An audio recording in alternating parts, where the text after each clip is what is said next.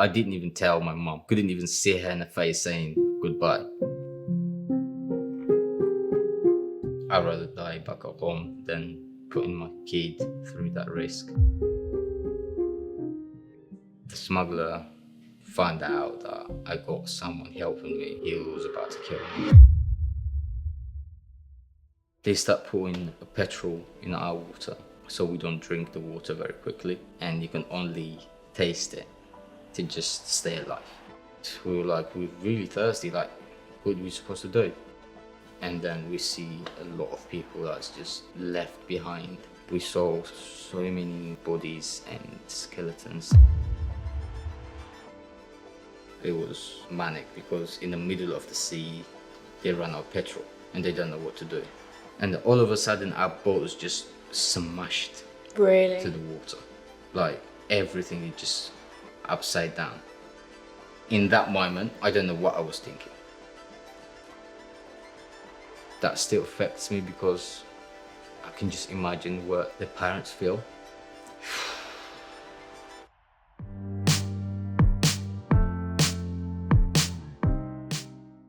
I know a little bit about your story from when I spoke with Jazz, and also kind of what you've told me and everything. I'd love for people to be able to get a bit of context on your story and where you've come from and your journey. So you left Eritrea at 13, is that right? Yeah. And if you don't mind me asking, what was life like there before you left? For life for me, like I was just saying, I had great family, brothers and sisters, I had perfect life back at home. I was working, I was studying, a lot of friends. Yeah, it's like having a normal teenager living in here, for example, happy teenager living there. So I had no problem living there in my country. I don't remember having bad memories and stuff from back at home in terms of like when I was young. But when you grow up, that's when the consequences starts to happen and that you don't want to be a part of. So yeah, when I was little, from very young age, yeah, had a loving family, brothers and sisters, and school and everything was just perfect for me. And how did you come to the decision to leave, and how did that end up happening? So when you start to when you start to grow up and be a bit older, 14, 15 years old, you see all your friends going somewhere and you don't really know about. And when you ask them, when you ask their parents, for example, like, oh, he's gone somewhere, he's come back, but they don't really tell you where they're gone. And sometimes if you're like, what's actually happening? Like, where is all my friends going? Because maybe they didn't come to school for like a week or so, and then they've been snitched on, and then they leave. And you start to question it. And then one time, my older brother got caught by the military service and got tucked away. And my dad was actually never home as well. He comes after a few months, see us and go back to military service and stuff like that. So for us, from very young age, it's very hard to say to your mom, like, where's my dad?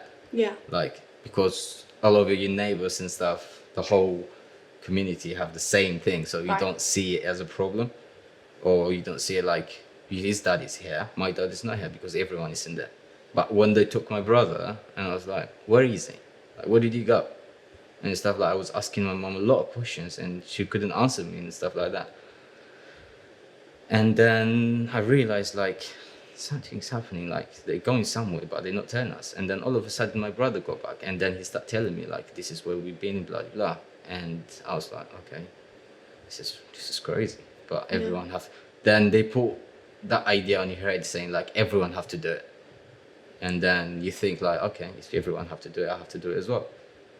But then I was studying and stuff like that, so I wasn't ready to actually leave because I was 13. And but I can see it happening in the future.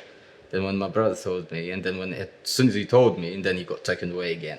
So my brother was there, my dad was there, everyone was just leaving.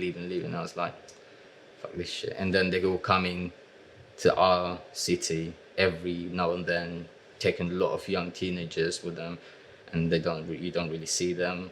And after a while, I was like, they're gonna take us, you know.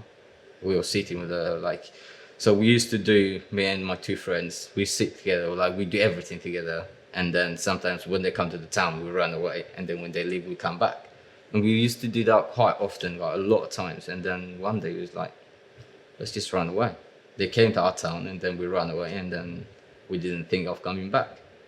So we just left our city, and then we arrived to the next city, and then we were like, do you want to come back? Do you want to go back? Because we were regretting it, because I didn't want to leave, because my mum was pregnant when I left, and I didn't want to leave her alone, because I was kind of I don't want to say the father figure, but like I was there to help everyone that was at home, because both my brother and my dad are not really home.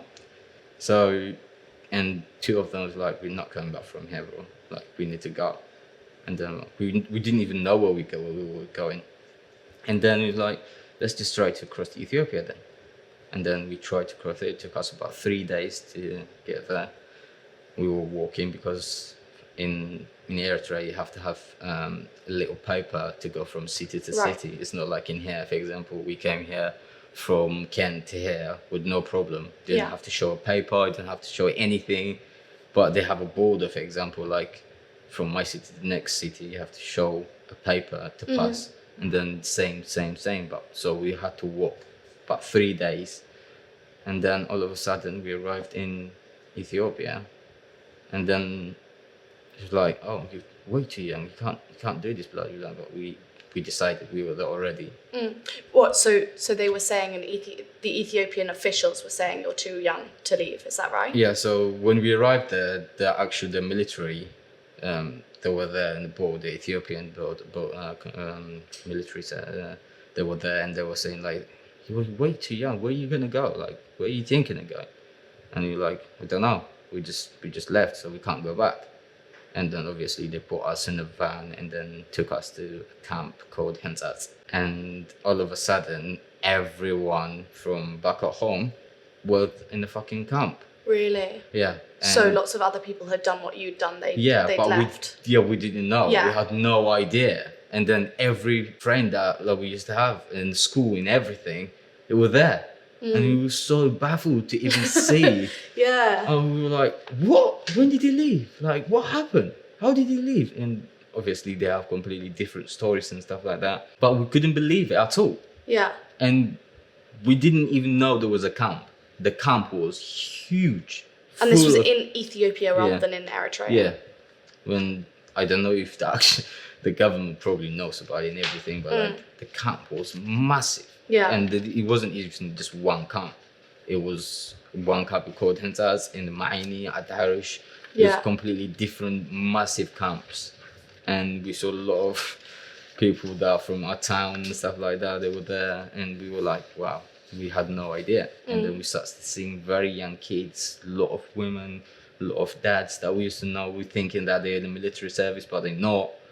And we saw them, and it's like, yeah, how did you come? And then we talked about it, and like we just left because we couldn't handle it anymore. They would just keep happening regularly. We couldn't stay. So yeah, we arrived in the camp, and in the camp you can't really do much either. There's no. It's a camp. They look after you. Like they just give you a coupon of like food for the month and stuff. But we didn't want to be there either. Of course. So, and the thing is, like it's been almost like a week and a half or 2 without telling our parents where we were. Right. So they've been worried sick. Were you in contact with your parents about? So from Eritrea and Ethiopia, there's no phone line. Right. So you can't call your parents, say like, I'm here. It's not like in here, like you have all phone contacts. Yeah. So like you can contact your parents or friends anytime you want. It's not like that. So you don't, I didn't call them for almost 2 weeks to let them know where I am. Then we were staying there for a little bit, and then we were like, what are we doing here? But we couldn't go anywhere either, because you have to pay a lot of money to the smugglers to go somewhere else. But we had no choice, so we stayed there for a little bit longer. And again, everyone that we know from back home were going to Sudan and stuff like that. So it's like, okay, we go with these as well then. Like, what do we have to lose? if we're staying here, we're not going to do anything. And our parents are getting very worried. We can imagine they don't have any kind of idea where we are. Yeah. So we decided to just tag along with the boys that they were leaving to Sudan. And that took us about a week from Ethiopia to Sudan. And they tell you to have to pay this much money. And how were you transported? So the transporters was really difficult. We didn't understand. So we thought it's just gonna be like in a minivan or something and just take us like from that place to Sudan quite easy. But they put us in pickup truck, right, where everyone have to stay in the back, and it's been driven about 30 something people in there. Wow. So you sit. So when you sit, your legs hang out from the pickup truck. Right. And the girls and the stuff have to be in the middle because you have to protect them and stuff.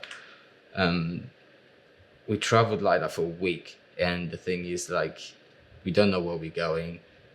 You don't really eat. They give you like a bottle of water and stuff like that, and then you have to wait for a long time to get even that. So it was very, very hard journey because we didn't expect it. Yeah. If someone tells you it's going to be very hard, you actually be prepared and stuff like that. But we didn't get prepared. We stayed there for a week and a half or something, and then we just left without knowing anything. And that was very, very even, like, to even imagine it now, I can never even do it. Like, I can't bring myself to do it. Like, why did I do it? Why couldn't I just stay there and find a way to call my parents and stuff? Well, we were too young. We didn't care about anything else. We just want to follow the people that were going, and we did. And then we arrived in some. They put us in prison, so we had to pay the money to go out from the prison. The smugglers put you in prison. Yeah, so they take you from Ethiopia to some place called the Mahajer, which is next to Sudan. Mm-hmm. And then when you pay from that, they take you to Khartoum. So they put you in a prison with hundreds and hundreds of people there. They build massive kind of warehouse-looking building, and then just chuck you in there. You don't have a place to sleep. You don't really eat. You don't shower. It's manic. Like, you could... Even I didn't even put my animals. I didn't even treat my animals like that. Like, it was just crazy. So, but I was lucky. So I called my mom, and as soon as she heard my voice, she literally just fainted. She couldn't speak to me, and then all of a sudden, my younger brother picked up the phone and I was like, "You need to tell or get the neighbors, tell them that I'm here, and give me a missed call when she gets up." So because I couldn't, the thing is, like, you only have like a couple of, like, you can only speak like what you need. So you can just call your mom, say like, "I need 70 grand," and hang up the phone. Mm-hmm. Like, "I'm here, I'm safe, I need 70 grand to pay this person." And then if they say you have to wait. What's that conversion, do you know, in So that was in Eritrea. So in here was like 1,500 or something, or 2,000. So very, very expensive. Yeah, for them it was mad. Yeah. How could she get that money? Like, my dad wasn't there, my brother wasn't there. They didn't have that money at all. But they didn't tell you the money that I had to pay from that to that as well. Wow. So they just say, well, because once you're in the prison, you've got to get out, haven't you? You have to pay it, or we have to sell you to someone else. For context, when you'd spoken to your brother before, in terms of like when he came back and kind of told you about where he'd been taken, do you mind saying kind of anything about what he said, like what he told you these people would take you for? So, he told me briefly because he didn't want me to know much about it. Of course. I understand it now, but back then I didn't understand it at all. Yeah. But he gave me some kind of an idea of what's gonna happen. So he told me, like, they take you from here and they put you underground prison for 2-3 weeks, and you eat once a day, and you only go out. You have your toilet and everything in there, so it's like, it smells like crazy there. Everything is underground. You only come out when you get fed, and that's like once a day as well. You don't shower, you don't do anything. And then when they have when they decide that you go out and then you do your military service Right. for a few months. You go out and you do that, come back to prison again. And if you say anything or make any kind of politics, anything, Yeah. any kind of like says anything about the government or anything about the prisoners, you don't know who you imprison with. Like, you don't know. So I can be with you, for example, and I don't trust you because I can say something to you, and then the next thing I will be out and being beaten up to death. So he said that to me, and I was like, does that happen to everyone? And he was like, kind of. What's the aim of the military service that they're making you do? So for them, it's like the idea of like to keep people where they are and be like listen to the government what it says, and the government, that's it. Like, you don't have any kind of choice. You don't have human rights, freedom of speech, can't do anything, can't travel anywhere.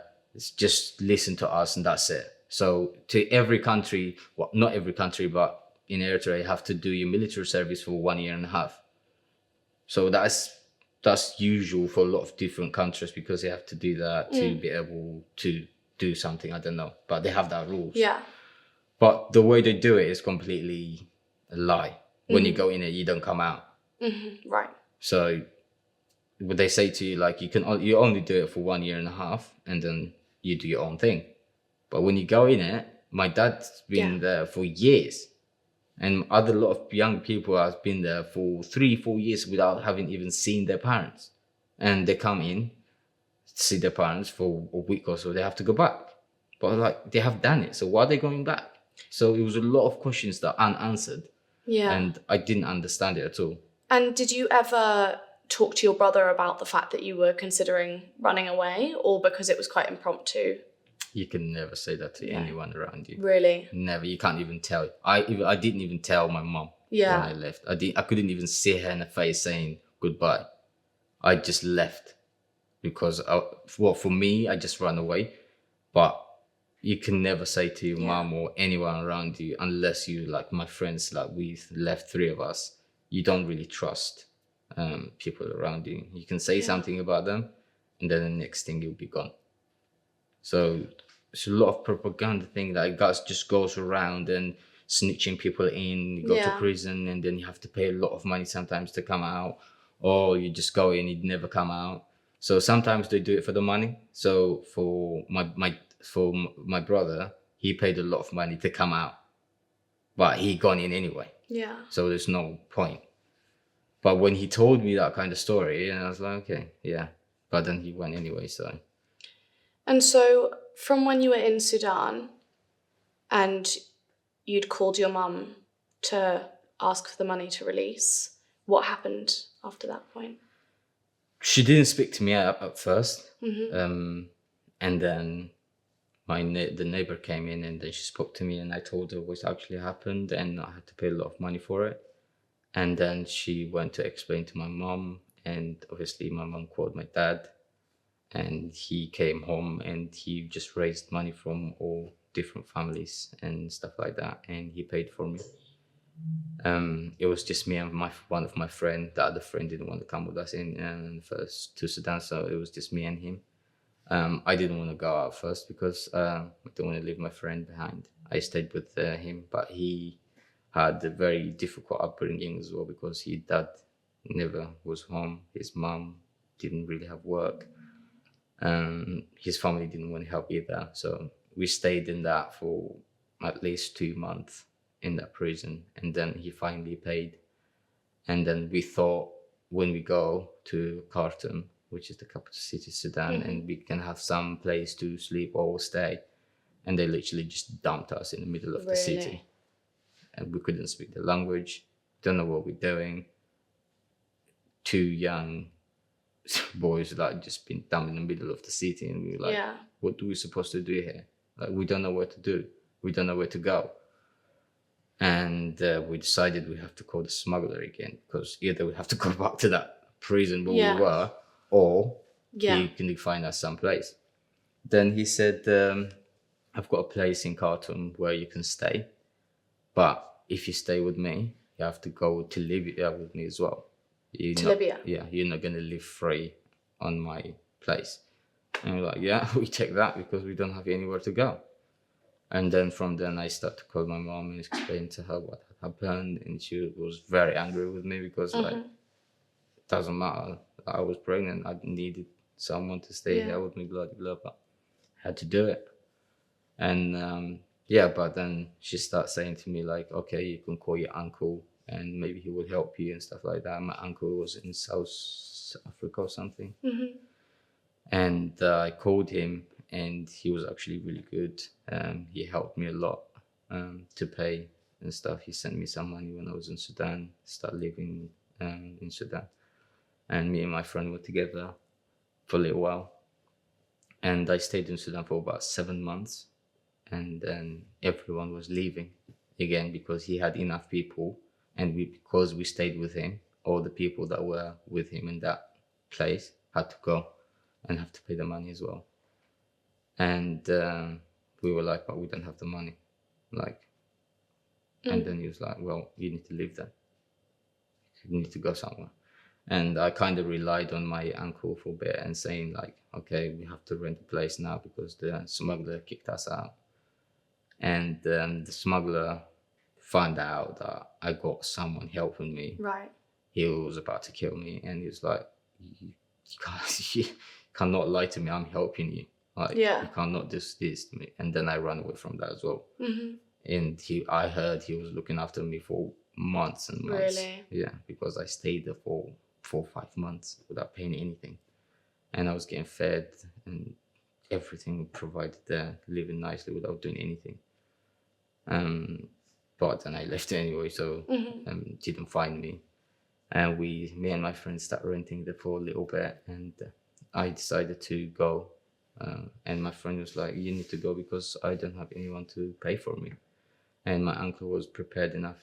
He wanted me to come to him, but I didn't want that because he was going to Canada anyway, so I don't have anywhere to be there anyway. Right. So I decided to go to Libya. And the thing is, like, when you trying to do this journey, you don't know what had happened in this journey. And I didn't know many people that have crossed it. Yeah, and of course. They don't tell you what had happened either. So, and my uncle mentioned it a little bit for me, like, it's very difficult journey, like, it's very tough, you can't do it, like, so just stay there until I find something for you. And I was like, everyone is leaving, I need to go. And he was like, okay, if you say so, you can go. And I told my best mate and said, you can have all my things in here, I'll go. And then as soon as I go in, I will help you. And we agreed on that. I left with a lot of girls. So in our group, we had 2 pregnant women, about 10 or something young girls, and a lot of old people actually, over 30 and stuff like that. And we start the journey, and as soon as we hit the journey, we got stopped. We were in a big lorry, so a lot of smugglers sent different people from different places, and they put you in a lorry. And on that lorry were about 110, 120 people. Wow. And everything is in there. So it's very crowded. It's very, you don't imagine it to be like that. Yeah. And we didn't imagine it's going to be a very long journey as well. So, but we started it anyway. We were traveling over the night, and we got stopped by the Sudanese police, and they were onto the girls. They were stripping them from the beginning. They were going through their hair. They were going through the whole body, thinking that they have hidden some money. And we were like, can we not do something? Yeah. But you can't do anything because they were there with the guns and everything. And if you move, that's it, you're dead. So we felt like hopeless. Like there's some girls that are traveling with you and you can't even help them. You can't do anything to protect them. And then we decided, we were like, in that first day, it was happening that in the first day. And it was like, you go sure that you need to go, like you need to be like, you're sure you can handle all that. This is the first day and it's happening. And it's like, yeah, we know a lot of girls that have passed there, so we try our best to pass it as well. And then after that, we traveled for 5 days or something without anything happened. And then they moved us to some pickup cars, which is faster and efficient to go fast to get to the next place. When we got to that place, we thought they put like 5 or 10 people in that pickup truck so we can just go comfortably. But 120 people, they provided about 3 or 4 pickup cars. Yeah. And we were like, how is this supposed to fit in here? And they were like, we know. Yeah, just put your shit in there. You're going to fit in there. And they literally they have a routine how to sit people there. So they would just put in this. So they put 2 woods in the middle of the thing. So they put ropes around it. Right. So when you hang, you don't fall. Wow. And they go, when they start going, they go like fast. Really? They go about 100 miles per hour. Wow. And if you drop from that, you drop. No one's going to stop for you. So we start from the group that you put in, you don't know the group. Yeah. Some of them will be from Sudan, some of them from Ethiopia, some of them from Eritrea, some of them Somalia or anywhere. Yeah. You don't know the people, and you can barely speak to like one another. Right. But we start to make a little community within each other and then hold each other. Wow. And without that, you can't really survive. So we used to hold hands each other so we don't fall. And then if one of us get dizzy or something, he swaps person to get in the middle or something. Traveling like that for 15 days is unbearable. I can't imagine. It is madness. Like, you just burn from the heat. Like, it's so hot. It's in the middle of the Sahara Desert. You get so hot, and we were so confident that our water would last us for the whole journey. We didn't realize it was going to take us 15 days. Yeah. We drank most of it within the first 4 or 5 days because we didn't realize it was going to take that long. And we were like, we're really thirsty. Like, what are we supposed to do? And then they start scaring us. So they go around big mountains. Like, if you don't shut up, we're gonna drive through that, and then if you get in there, you're not gonna come out. We're gonna come out, but you're gonna die right here. Don't drink too much water, blah blah blah. And then they see something, and then they drive right to it, and then we see a lot of people that's just left behind. Really? So they say, like, for example, I've learned now from hearing from different people's story that they finish the water very quickly, and then they make a problem to the drivers and saying, like, we need water. And they said, okay, we're going to get you water. And sometimes they don't come back at all. So they just leave them there. So we saw so many scattered bodies and skeletons and a lot of young boys and girls, and you can't really stop and give them proper burial as well, which that still affects me because I can just imagine what their parents feel. Like, I can't imagine how my mom would feel if someone just leave me there. Yeah, so it was very, very hard to leave them behind. You see, yeah, it was a lot of young people as well have ambition, have goal to reach, be safe and happy. But they were gone before they even got to the right place. They do that in purpose because they want to scare us, and they want us to be compliant with wherever they say. And we start to realize, like, okay, we have to be compliant to them as well. Otherwise, they're just going to leave us in here, and we're going to die like the people that we just saw behind. And so we start to be compliant to them, be nice to them and stuff like that. And so they start to be like alright with us as well.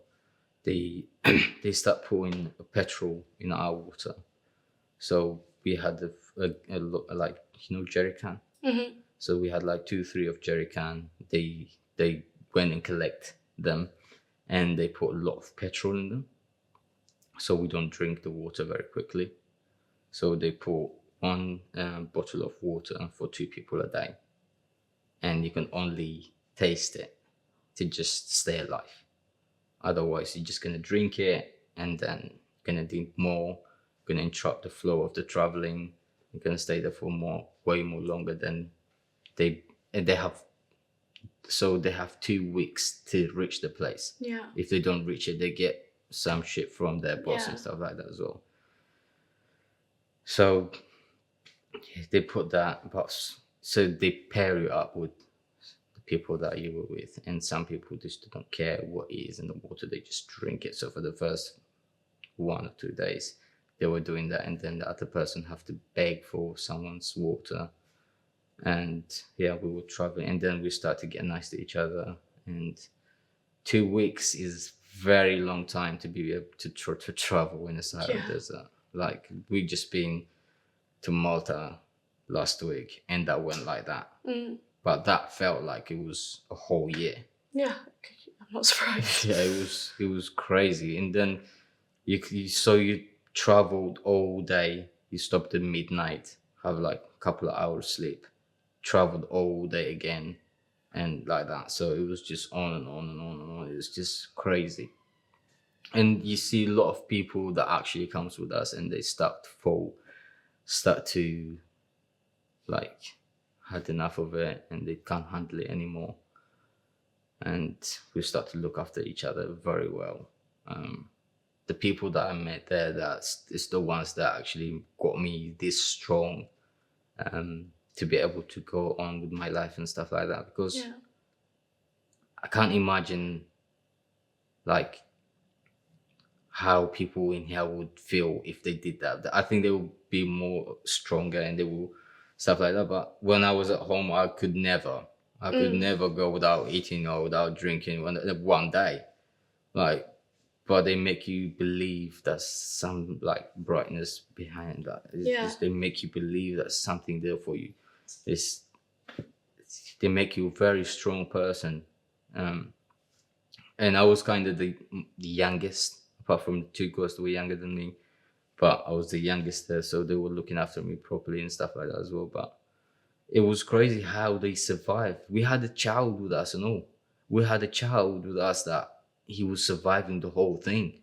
So when we were knackered, try to sleep, the kid would just come up and been sleeping all day, and then he'd just come to us and then brighten our day, and just playing around. And he doesn't know where we're going. He doesn't know what's happening, but he's still doing it. Yeah. And when I think about it now, I can never, ever put my child through that. But I don't know because they're probably there. His parents didn't have the choice. But looking back now, I'd rather die back at home than putting my kid through that risk. Really? Absolutely. I would do anything to keep my child and I be there.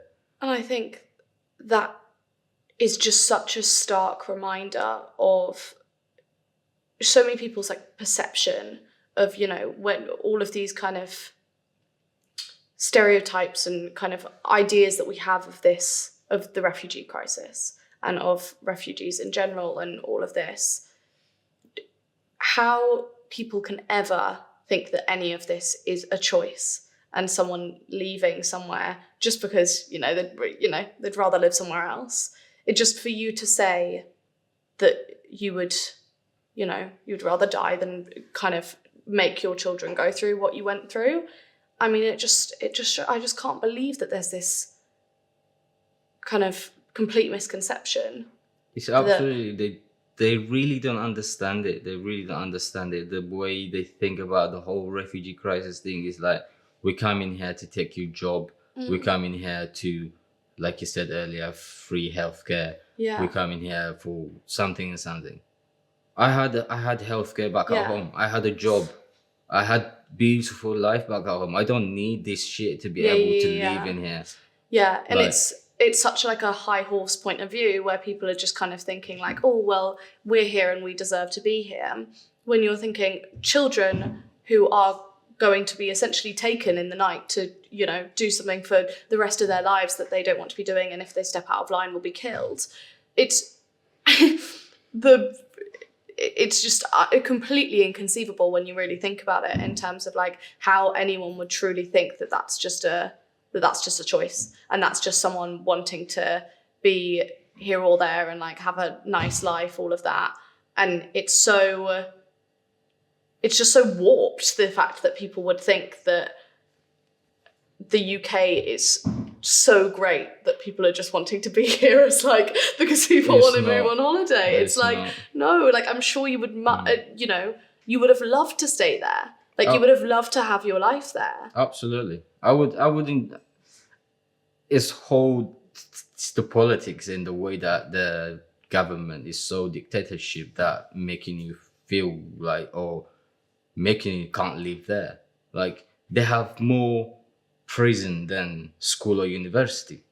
How one country can have that? Like it doesn't make sense. They have more underground prison than a school and how can I can't just visit my uncle willingly. I have to have proven paper or something to go to see anyone, that family member. You can't just go for holiday to other city. You can't. It's just you live there, you die there. Yeah. Like you can't do anything. The way they study it works is bollocks as well. You don't study anything. You don't learn anything. So 14 years old in here, they're learning, they're doing something fun, they growing, and it's just a life that anyone would want to have. But back there, it's just it's crazy. So like I said to this to just once, like I rather, but in that age I said I rather hold pen and learn than hold gun not knowing anything to do with it. What the fuck what am I supposed to do holding gun at 15, 16 years old? Like, and the thing is, you're not even doing anything to be able to go to the military service. You're not in a war. You're not protecting your country. Right. What are you doing there? Yeah. So whenever you go there, you're just sitting there doing nothing. Yeah, and at risk of dying all the time. Yeah, your life is completely ruined. You're not getting enough pay. You're not getting any kind of education. You're not getting anything to build yourself or to be someone. You just have to live with the rules and shit too. Yeah, and I think that's a really good point as well, because we often think of needing to show how lives were at risk in order to seek asylum or become a refugee or whatever it might be. And there's also just the fact that actually no one wants to live a life where, of course, where they're at risk of being killed, but also on top of that, you're allowed to have dreams. You're allowed to want to study and learn things and kind of have a good time and just live a life where you're not worrying about these things, or just being a free human being. It doesn't need to always be, I risked being killed. It can also just be like, kids should be able to be kids, and like people as well. This not even just that's a good point, because like I want someone to live the way like I want. Like for example, I want you to live happily, and I want everyone to live happily, do whatever they want to do, and just enjoy life. Yeah. Like, how can I do that when I have all these rules against me, and I'm not studying, I'm not doing what I meant to do. I'm just gonna become like 21 or 25 years old, get married, have children, not be there for them. Yeah. And what's the point of that? Yeah, and it's so interesting that we think of it with this way, or the kind of misconceptions about refugees or people seeking asylum. This whole idea of actually in the Western democratic world, lots of people all the time will be like, do you know what? There's not really a life for me in this town, X, Y, and Z. So I'm going to go to this city, or I'm going to change job and go here, and all of this. And we feel like we have the right to make that decision. Yeah. So the fact that we take that and apply that to someone who might be, even if they're not, and obviously you were in many situations, like at risk of being murdered, and people around you were, and all of this, but also just wanting a different life for yourself is such a valid request and such a valid thing to fight for. And I don't think anyone can argue that, no one makes this journey out of choice. No one makes this journey because they want to. It's so clear based on, what you've said and the reality of the journey as a whole, to even get up to Libya, or even in the first few weeks, that would not be done if it wasn't needed to be, needed to be done. Is there. The desperation is there. The thing sat in your mind is telling you, like, okay, you can't have this in your country, so find it somewhere else. Like, go be someone. Go be something that you want to be, and be happy, like free. Like, because you don't have that. And that gives you the whole motivation of saying, like, okay, I want to be someone. I want to do this. I want to do that. But the way they describe it in here is completely different. Yeah. They, like I said earlier, they all think that we came here for so many different reasons and our own choice. If I had a choice, I would never even come. It never crossed my mind to come to the UK in the first place. It never come to my not even. It's a very up ourselves view to be like, oh, everyone wants to be here. It's like, no, people want to be able to live in a place that they can make a life for themselves, even if it's just about being able to, like, have the freedom to work, to study, any of these things. It's not that it's so great here that everyone's coming here to, use our this, that, and the other, that we only won the genetic or the kind of birth lottery to even be born into in the first place. Like, who's to say that I have more right to that free healthcare based on the fact that I literally had no choice in just being born here versus you? Like, there's no sense in it. There's no sense in it when you think about it at all. So it's mad because you were born in here, you think and feel we have all the privilege and all the right to say and do whatever you want to do, but it's not that. Yeah. Yes. And how long did it take you to reach Libya? So they say to us it usually takes 14 days, but we reached 15. It took us 15 days after a very long struggle. But we managed. Everyone managed to actually survive and get into the place. We almost lost one person. He just kind of paralyzed, but he survived. They look after him. We looked after him very well, and he got back to normal and stuff like that. But apart from that, everyone got in nice and safely. And after that, we thought we were done. And it took us 15 days. We thought, okay, we're going to Libya. Now we can just stay here for as long as we can and recover. That was not the case. The day that we came in, everyone had to pay. So everyone had to pay. Everyone need to leave from this place because apparently the police found out where this place is and you have to go from here. And everyone, of course, said no. We just arrived. We can't just call and say we need to pay. So straight away they moved us to a very near place and thinking that it was actually found. And there was shooting in the air. They were they were doing crazy stuff to make you scared. And I called my uncle then and I said, "Yeah, I arrived, and you need to pay this money." And he was very good. I always say this: if it wasn't for him, I don't know where I would be, because he helped me out the places that I needed it, and he paid for me very quickly. I came out, and people start to come out very quickly as well. And so they have two different warehouses, the one that have paid and the one that haven't paid. And from when you pay, you go to that place, they give you code and stuff. And when they get enough people, they transfer you to another warehouse where the people are actually waiting for the boat. And then when so the people that were waiting for us been waiting there for 3-4 months because they didn't have enough people coming in. And we arrived there and we saw the place, and it was just, how can the people sleep here? How Really? how can you put people in here? We paying our money. We trying to survive in here. They put 400-500 people in one room, like it's like 4x4 room, and you don't have space to sleep. We used to stand up to be so someone can sleep, and when they get up, you sleep. Really? Yeah, or you sleep really tight to each other, or you don't sleep at all. You don't eat. You eat once a day. You don't shower. So it was horrible.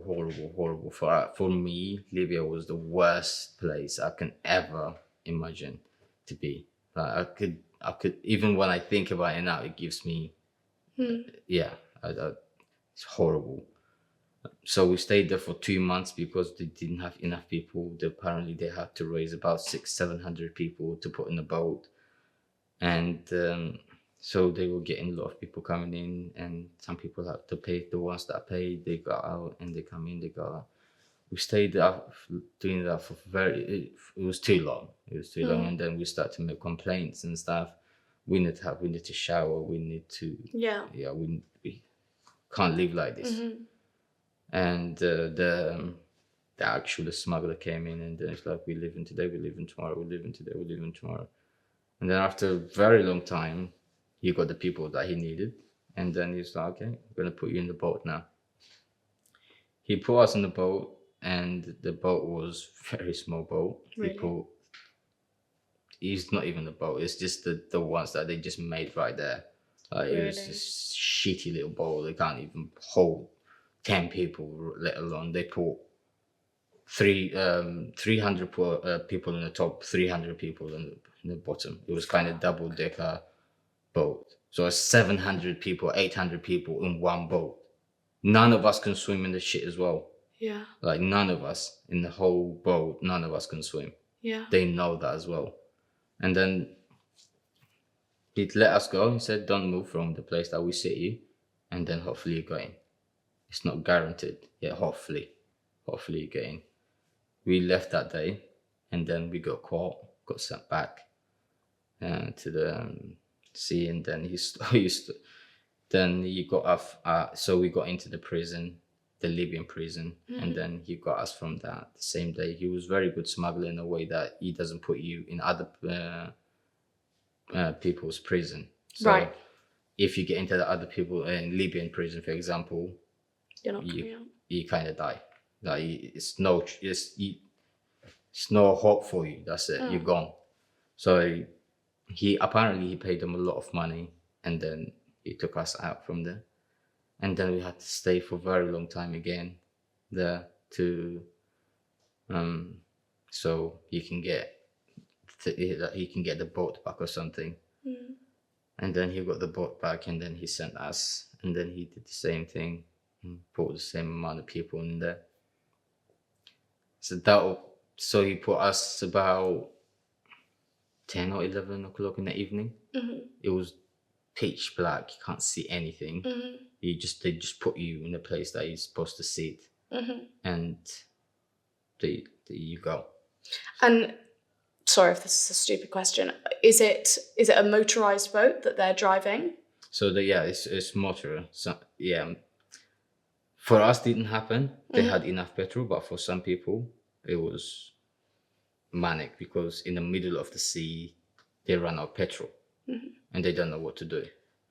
And for that case, he gave us quite a lot of petrol, but we got in at 11 o'clock in the evening or something, and then he had a driver put in there, and we were traveling the whole night and all day, and about 2 o'clock or 3 o'clock, we start seeing the Italian boat. It was huge. You can see it from miles away. And when I see it from now, from here, they can see you from very, very far away. Yeah. They know exactly where you are. They can see you, and they just finding the best place or the best time to come and rescue you. We didn't know that. So we start to make noise. We start to take our tops off, wave in the air so they can see us. Yeah. And the boat was going crazy. It was going from side to side, to side, and everyone was shouting, panicking. And the Coast Guard was getting close to us, which is very lucky thinking about it now. And all of a sudden, our boat was just smashed Really? to the water.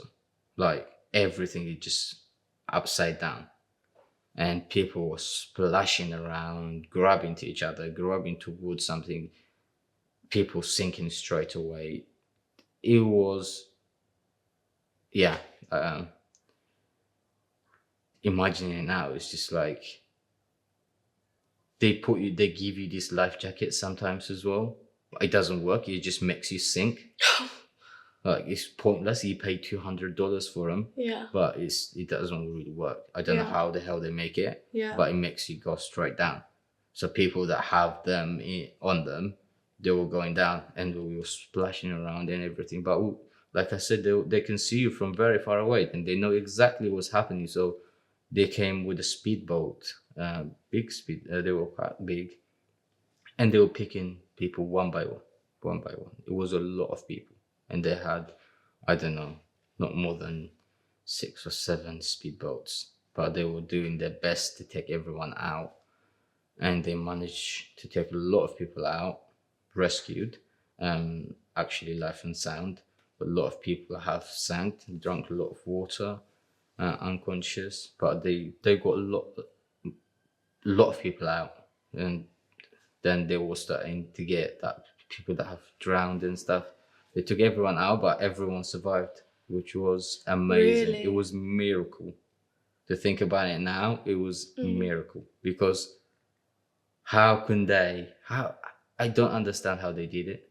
I really don't, because thinking about it now, they don't even care about it now. Yeah. Like they see it sinking and they just video. Yeah, it. like seeing the stories of, boats being found, it's awful, but I would not be surprised if they've kind of, the recent things on the channel where they're essentially saying if you're seen helping, then you're in prison. There's people dying. How can you not help? It's that's what I don't completely understand. inhumane. But they were so good. They were absolutely fucked up afterwards. They were, but they saved everyone. We got into the big boat. They started giving CPRs and everything to everyone that was there. Wow. They were amazing. Then we got into the boat, and people were just like cheering, happy, relief. The people actually we thought we were gone, because Yeah, of as course. soon as you got into the water, that's it. And when you saw the Italian boat, did you think instantly that they were going to help, or did you think that they could potentially, because you hear stories of people being sent back and all of this? Because we traveled very far out from Libya, we thought it was them and they will help us. Yeah. We were really sure about that they will help us, but we made a silly decision thinking that they can't see us. Right. And if we thought that they can see us from very far away, they will come and rescue us, that wouldn't even happen in the first place. But we didn't know. Yeah, of because course. they were trying to they told us then, it's like we saw you from very far away, like you don't need to do all that. Stay still. Yeah. Stay still, and then we come rescue. It's a big boat, we can't move it that fast. Yeah. And we didn't get it, but we were very happy, ecstatic that everyone is saved. And they stayed there for a little while, and then they saved another boat that came, but they they probably got told by the smuggler not to do anything, got a lot of advice. They just stayed still. Right. And they got saved as well. And then the boat just took us to Italy, and then we arrived in Italy after. Then yeah, we traveled all day, all night, and then we arrived in Italy in the morning. And when we arrived in Italy, I was like, that's it, we're done. Like, I just need to call my mom and let her know that I'm alive. Yeah. And so they start separating the people that have arrived. So if you're overage, you go to Milan. If you're underage, you go somewhere. They take you. I can't even remember the place, but it was by the sea, so it must have been Sicily or somewhere around there. But so then I got separated from all the people that I came with because they were all overage and I was underage. I tried to convince them that I was overage, but obviously they were like, this is a 14-year-old yeah, or 13-year-old. it didn't work. So me and one other boy, we got taken to other place, and they put us in actually nice place. Yeah. And we had nice shower and stuff there. But it was like accommodation thing, so it wasn't just for us. It was for other refugees that were there as well. Yeah. When we got there, we found about 2 or 3 Eritrean boys and from different countries as well. And we stayed there for like 2 days or something. Mm-hmm. And then we start to speak to them and stuff, and they were like, do not give your fingerprints in here. Okay. And then we were like, what? Why? Yeah. And they were like, well, you don't get your papers quickly. You don't study. You can't work because you don't get your papers. We have to wait very long time, especially because you're teenagers. You're going to wait forever and ever to get your papers. And it's like, what even is a paper? Yeah. Like, why do you need a paper to do all that? Well, it's like, it's the rules. Yeah. But you have to get them. So why would not giving your fingerprints speed up the process? So if you don't go, especially in Italy, a lot of refugee, because Italy is the first place that the refugee lands into. Yeah. Italy have large amount of refugee. Yeah. And to process all that, it takes forever and ever to get your papers. And if you don't give your fingerprint in Italy, you can go to other places. And, okay. So rather than registering as landing in Italy, you can go somewhere else. Yeah. I see. And so one of my friends that I came with, he was like, okay, my brother's in Germany, so I would go to him. And I was like, what do I supposed to go then? And so the other boys were saying like, okay, we're going to France to go to UK. And I was like, okay, I'll come with you then, because I don't have anywhere to go. And if you're saying this is what's happening in Italy, then I'll try with you guys. Yeah. I went with them. We went to Rome first, and then from Rome to get to France was another big journey. Yeah. Not realizing that so we tried to go from Rome to France. We get in a train, got sent back. You go to the train, get sent back because you don't have a ticket or you don't have some kind of passport, anything. Get sent back. So after trying for a very long time, I was like, this is not gonna work. I'm just gonna try to go to Germany, and that's it. So I got in a train, got to Germany, and as soon as I landed in the train station, I found a friend of mine, sister. No way. Yeah, it was crazy. What are the chances? Yeah. She was working there, and she was like, "Oh, a lot of people a lot of people just left France. You can go with them." Yeah. And I was like, "Okay," and I said goodbye. I said hi and goodbye to her there. Yeah. And just got into that train, and we got into the train, and then all of a sudden we just got to France and then when we about to reach France, the train, the last stop or something, and the train, what is it called? The inspector. Inspector came, and he was checking for train tickets and stuff. We didn't have a train ticket, but we didn't sit together. So one person sits here, one person sits there, blah, blah, blah. So we don't see as a group. And then if they see you, they take you out anyway. So I stuck with one family next to me, and she was very helpful. She didn't say anything. He thought I was with her and just let us go. And two of my friends that got out from that train, I saw, but they ran away from it anyway. So they probably got in. Yeah. But I didn't see them after that. And then I got to France, and a lot of people were going to Calais. And it was the place then. I arrived in Calais and I was like, what is this? Yeah. It was like a whole camp just outside the little city. It was a massive camp. Yeah. And I was like, what is people doing? I did not get it. Yeah.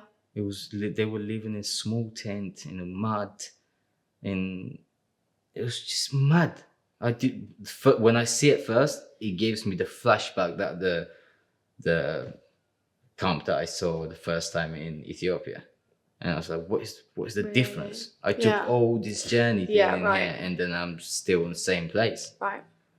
And then when you start to speak to people there, they have the same problem. They have given everything to the country that they want to be in, but they have no life. For example, I spoke to a lot of people that have landed in Germany, Belgium, Holland, anywhere. They give their fingerprint. They want to stay there. They want to be. They want to settle there, but they take so long for the papers to come and they can be able to work. They try to do anything. Yeah. So a lot of people come to Calais to go to the UK and thinking that they will get their papers quickly and stuff. So the UK is not the first choice. Yeah. To include in that. Yeah. It was not to anyone, any refugee that come to the UK. I don't think the UK will be their destination. It will be the last destination to come. Right. Like it will be the last choice that's thinking like, okay, let's try UK and see what happens. But then when you go there, I tried for a week or so. The amount of guards and fences and things that they put from the board, it is mad. You never seen in any country. From when you go from France from Germany to France, you just go in. Yeah. Like nothing is there. And when you go from Holland to anywhere, you just go in. But why is it so fucking difficult to go from France to UK? Yeah. They put about 20 fences, the height of God knows how high. Yeah. You have to climb in, you have to jump in, about 20 of them in a row, so people can't go in. When I think about it now, like, why is it so... Yeah. Like, why did they make it like that? Why do they want to help people and be... Yeah. But then we found a way to go into the train station and stuff after trying for a very long time. And it was Saturday evening. And then I was trying for 2-3 weeks before that. And then I was keep sending back. And that was trying to leave Calais. Yeah. Right. You get into the train. Sometimes it takes you to a different city in France. Fuck. Yeah. And you're like, fuck's sake, you come back. And then sometimes he takes you to Belgium, you come back. And then he takes you somewhere, you come back. And he's like, fuck. Yeah. Or sometimes when you get into the train, they have the guard dogs and stuff. They take you out from the train. They take you back to Calais and stuff like that. And then it was Saturday evening. I was like, this is my last day. If I don't get in today, that's it. I'm not even going to look that way. Yeah. And we were 3 people. I parked everything because I was not coming back to Calais. Yeah. If I didn't get into the UK that night, I'm going to go somewhere else. So I packed everything and then had my backpack and everything. We put it in a bush that we remember. I can remember this now. So if we come back, we're going to get our stuff and go. Yeah. I didn't have anything on, so we tried to cross and it was in the night. It started raining and stuff. So all the security were not really out. They were in a van. So, but they were driving around like. So. And this is round the train tracks. Yeah. So they have this gap, so it fits cars, and then you have a gap, and it was like that. So before you even get into the train station, you have to cross all these obstacles to be able to get to the train station, and then after the train station, there's a whole other process. So we jumped in and got to the place, and then when my last fence, they come out all of a sudden they just put the light on. I didn't see them at all, and then I jumped into the river, stayed into the goal, and then as soon as they left, I jumped out again, jumped the last fence. I got under the train very quickly. Under the train, in what way? So this is the train station, and then I was under the train, so I don't get seen. Right, so like under the platform. Yeah, like under the platform. You know, you have those little gaps, and sometimes I was there, so I don't get found. To be honest, and in that moment, I don't know what I was thinking. Yeah. The rush and like the things that was getting me was like, I just need to get away from the police. I wasn't even thinking that I have to go into the UK. Yeah, I was just thinking, I was just, okay, I don't want the police to find me. That's my whole thing. So, and then from trying for a very long time, you hear that when the train is about to move, it makes quite loud noise. And as soon as you hear that, you have to be so active and so quick to jump out from where you are to get into that train. Right. So I was so ready. So the train started to move a little bit, and it makes noise, and then start to move. So it have to be really quick. I jumped out from under it, start moving. I jumped out, and then I hold to the metal because you have. I don't know if you've seen the trains that come from Calais to the UK, but like when they have the cars in them. Right, yeah, because it's like the lorries and stuff. Is it like the Eurotunnel train? Yeah. So when they get in there's like crisscross metals and stuff. Right, so you don't jump in straight away. Then I was in a good place, but once the train started moving, but I got it in, I jumped straight in and got under the lorry very quickly. And then I was trying to hide it, and there was a police there, but they didn't see me. And then I started to move, and I saw the policewoman there, and she saw me, but she didn't say anything either. Bless her. Which is very good. I don't know if it's a bad thing to say now for them. No, I mean, I hope there's people doing that. So I hope there's more. I hope there's many more. So then we got into that tunnel, but they didn't stop it. I don't know if they saw me getting in or anything, but they didn't stop it. So we got into that tunnel. Didn't realize how fucking loud it was. I didn't have anything. I was just in a tunnel trying to cover my ears. It was so loud for about 35 minutes or 40 minutes, more like that. Then just arrived in England. When I got into England, I got out from under the lorry. I went at the top of the lorry so that they can't see me. But then because you hear there's so many stories that when the UK police find you, they send you back. Right. And stuff like that. So you do your best to just run away from them. Mm-hmm. And so a lot of people were just running around and stuff, cars coming out, and it was getting very busy. So I was on the top of the lorry, don't know what to do. And then when the lorry comes out, it goes in the top, like in a kind of hill. Right. And I was just holding on the top of it. And some of the police from down there saw it, and they saw me up there as well. And they rushed in, they stopped the train. And they were like, calm down, it's fine.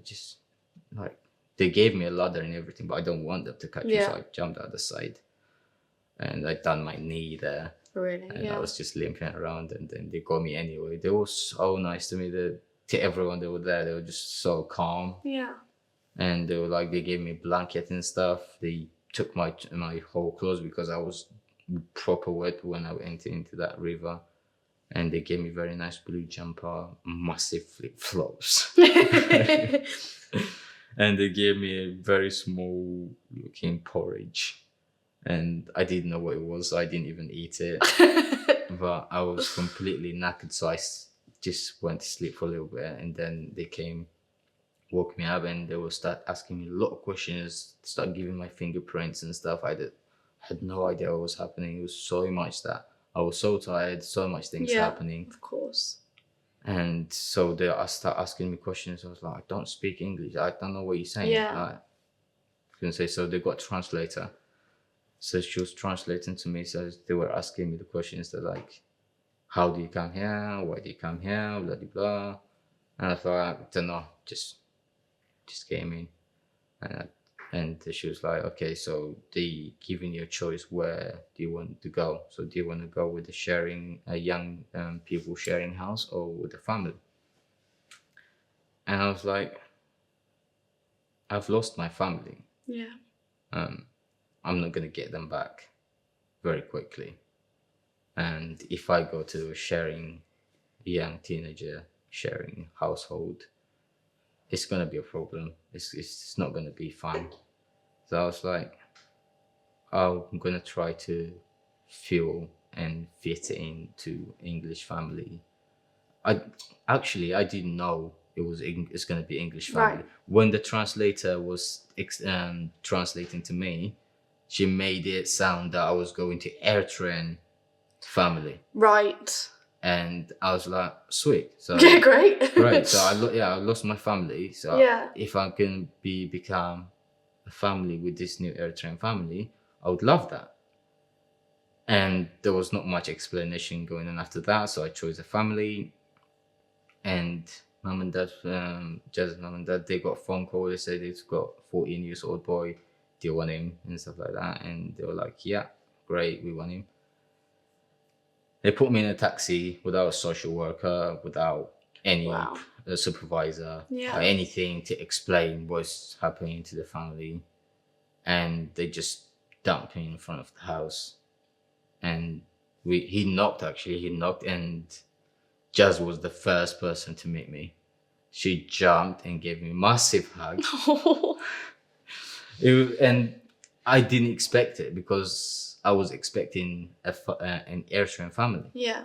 But everyone was just there, very happy, greeting me, speaking English to me from right, left, center. I was like, I don't know what you're saying. But I was so confused. And I still remember Dad went to the supermarket, got like a lot of Eritrean recipe for the traditional traditional dish.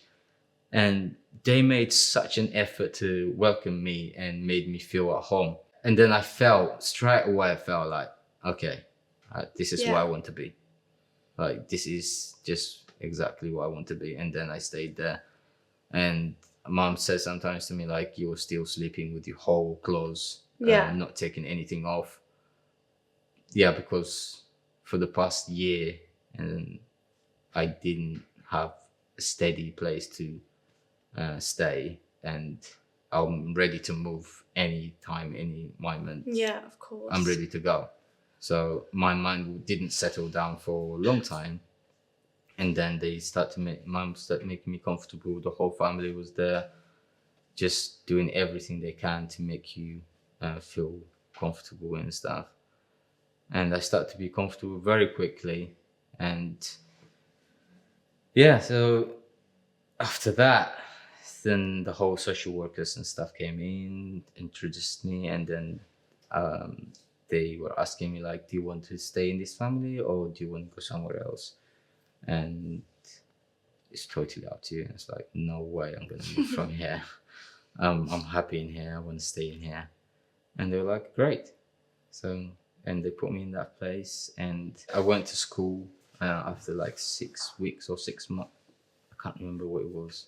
It was a few months later on. I started going to school, and the school back at home and the school in here is completely different. Really? Yeah, it's just no comparison. What would you say are the main differences? So back at home, you have a full, like, about 30 something, 40 students in one room, and then you have one teacher. Mm-hmm. And as soon as the teacher comes in, everyone is silent, listen, and everything is like disciplined. And when I came here, it's like about 10, 15 in one class max, not even 15 sometimes, but less than 10. When the teacher comes in, there was no, they don't listen at all. Yeah. Like some of the girls, I remember they were doing their makeup and stuff in the middle of the class, and they weren't listening at all. And I found that so hard to adapt. Right. And I was like, is this actually school? Because also I can imagine you fought so hard to be somewhere where you can learn and where you can have the privilege to be in a safe classroom where you're learning things. Yeah. And I can imagine just the like shell shock of people having no idea how lucky they are because they're kids, and you should have been able to be in a situation where you don't even know how lucky you are. You know, that's what childhood is about. It's about being able to be naive. It's about being able to, you know, kind of take that as a given. But I can imagine that was so hard to adapt to, just being like, look what I've been through to get. I was baffled. Like, I want to learn. I want to study. I want to learn. Specifically, I want to learn English as much as I can, fitting in and stuff like that. I could not learn in that environment, but then you get used to it, and then everyone's just like, it is what it is. You have to do. They give you homework. You have to do homework, blah blah blah, and then you have to slowly adapt the way they teach in the UK. But for me, at first, I did not get it at all. Even though I was just sitting there listening and stuff like that. And they have a lot of teachers that are actually coming in, help them with a lot of the teachers that are explaining. We didn't have that. You have one teacher, you have to listen to them, and then if you don't get it, you don't get it. Yeah. That's not like just go home and study it. But in here, you actually have a lot of help and support with your learning to do well. And I got a very nice teacher. I don't know if I should mention her name, but very nice teacher. She helped me a lot with in my English, spelling, the way I speak and stuff like that. I couldn't say a word when I got in here. Yeah. Like I learned it mostly from mom when I was at home. Everything at home was labeled. For example, all the veggies, everything in the fridge and stuff was labeled. So when I know where it was, I take it off. And same in the school, she helped me a lot. And then started to get to settle with the students. And then I remember they used to ask me like, how long are you gonna be here? Like when you going back home? And I was like, what? This is home. Yeah. And it's like, oh, we thought you were on holiday. Only if you know. Yeah. Only if you know where I've been. At that stage with what you'd been through, I can imagine you're very different from other people your age because of the trauma and what you'd been through. And as you say, this is people who are kids being kids. Yeah. And I can imagine that was very hard to deal with. It was very hard for me. I was trying to ignore it, most of it, because when you ask them where even Calais is, they have no idea. Yeah. They haven't even been to London. Yeah. So for me to know that, it set me back because I was expecting very high. I was expecting for them to actually know a lot of stuff, but they actually don't have no clue. They don't even know the word refugee. And then I was like, okay, I need to sit back because I've realized this is just kids. Like they have no idea. And you should have been able to have no idea. Like as in, I mean that in a way that, of course, I mean, adults, I think, is a different thing. You know, people need to educate themselves on the world around them, the refugee crisis, all of these things. I wish you'd have had the opportunity to not know. Like you shouldn't have had to know. Yeah, I wish as well. I wish I just had a childhood that I could just be free and happy, not knowing anything. But the thing is, you have the opportunity and the resources to know so much in here. Like you can just Google anything and it will tell you everything if you want to know. Or you can speak to someone if you want to know. You can learn so much from just speaking to someone or just Googling about it. But they rather just make fun and joke about it and think like they don't know, they don't want to know. A lot of people are really ignorant about, especially when it comes to refugee. Yeah. They used to make some kind of joke saying like, oh, he's gonna take our job. Oh, he's gonna take in my seat now. Oh, bloody blah. God. But when I realized that they don't really know, I set myself back and realized it's like, okay, you can make as much jokes as you want, and I don't care. I live my life in peace, and I'm happy in here. Yeah. And if you're not happy, it's your problem. Yeah. But then, of course, there are whole other things that got involved as well with the racism and stuff. I had no idea. And when, so we were two black kids in the whole school. Wow. Just two. Wow. And they called him the N-word in there, and I had no idea what it meant. So I wrote it down in my hand. I went to mom and was like, what does this word mean? And she was like, how do I explain this to you? Yeah. I don't know how to explain it to you. She spoke to Jazz and stuff about it, and she was like, shall we just let him not know about it? But then they told me about it and stuff like that. Then that's when I realized there's actually a difference. Yeah. Because I never thought color difference was the thing in here. I had to adapt the whole thing, the whole package when I got here, because I had no experience or anything when I got or knowledge about anything what the UK culture was or the European culture, of course. Anything. So I had to learn everything from scratch. And yeah, I'm very grateful to have the family to actually teach me from the base and to what I know now, which is I'm grateful for. Yeah. And what are your dreams now? What do you wanna do? What do you wanna become? What does your kind of future look like? Well, my future dream was to be able to study as much as I can and have as much knowledge as I can, and become a mechanic, because I really like working physically and be active, like doing things with my hand and stuff like that. So I was like, okay, I want to be a mechanic and stuff like that. So I started doing mechanic, and I done my level 2, stuff like Amazing. that. Then obviously my younger brother just came to Libya. He's in the same situation that I was in. That got me back a little bit. I had to stop going to college and studying, so I had to work to be able to support him. But yeah, my goal in the future will be, as soon as I get my brother to the safe place, I will go back to my thing and do my own thing as well. So hopefully it will be soon.